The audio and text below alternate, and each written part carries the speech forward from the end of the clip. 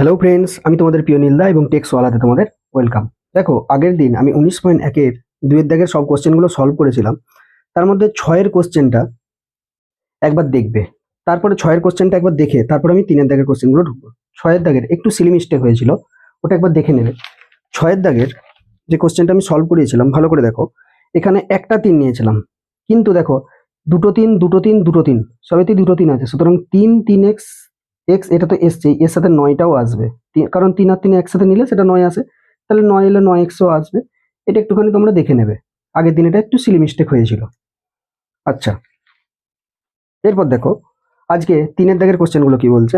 দুটি বীজগাণিতিক সংখ্যামালা লিখি যাদের সাধারণ উৎপাদক এইটা। তা সাধারণ উৎপাদক বের করতে হবে না, সাধারণ উৎপাদকটাই যার এক্স স্কোয়ার, এমন দুটি বীজগাণিতিক সংখ্যামালা লিখি।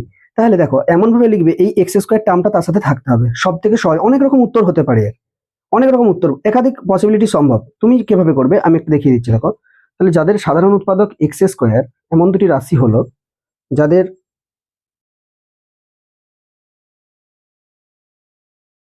সাধারণ উৎপাদক এক্স স্কোয়ার, এমন দুটি বীজগাণিতিক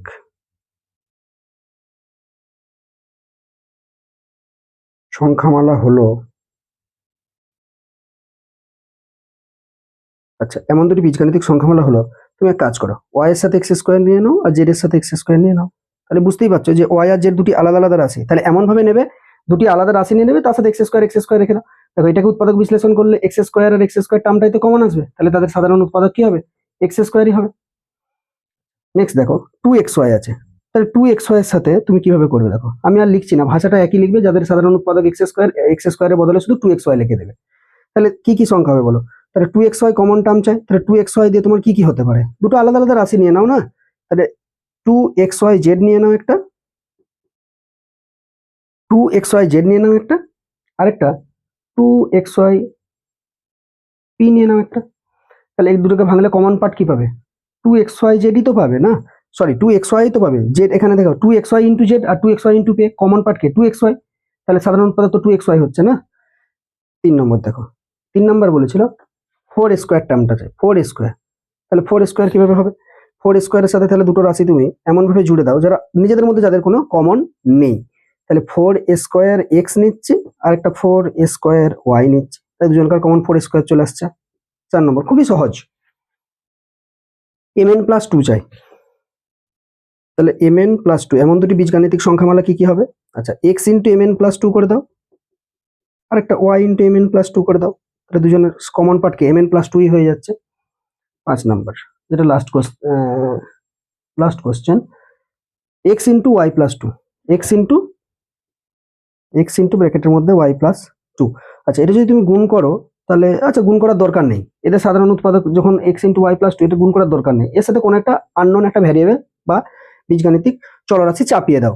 তাহলে এক্স ইন্টু ওয়াই প্লাস 2টা রাখো, এর সাথে এক কাজ করো, তুমি জেড চাপিয়ে দাও, আরেকবার এক্স ইন্টু ওয়াই প্লাস 2 রাখো, এর সাথে পি চাপিয়ে দাও, ব্যাস হয়ে গেল। তাহলে এদের মধ্যে কমন যদি করি, তাহলে y plus 2 into x, y plus 2 into x, তেমন সাধারণত y into y plus 2 into x, এদের সাধারণ উৎপাদক হয়ে যাবে। তাহলে 3-এর দাগের কোশ্চেনগুলোই সেরকম কিছু ছিল না, এগুলো সব 3-এর দাগের কোশ্চেন। তারপর দেখো 4-এর দাগের কোশ্চেনগুলি কিছুটা আমরা সলভ করে রাখি আজকে। দেখো 4-এর দাগের বলছে উৎপাদক বিশ্লেষণ করি। উৎপাদক বিশ্লেষণ 5 প্লাস 10x, অর্থাৎ হলো সে কমন নেওয়ার পার্টটা 5 প্লাস 10x, 5 প্লাস 10x। তাহলে 5টাকে তো 5 লিখতে পারি, 10xটাকে 2 ইন্টু 5 ইন্টু এক্স লিখতে পারি। তাহলে দুটো রাশির মধ্যে কমন কে আছে? শুধু 5টা। তাহলে 5টা যেটা কমন হয় সেটাকে লিখে তারপর ব্র্যাকেট দিয়ে দিতে হয়। তাহলে এটাকে এটা দিয়ে ভাগ করে লিখতে হয়, 5কে 5 দিয়ে ভাগ করলে 5, 1কে 5, যা চিহ্ন আছে তাই চিহ্ন।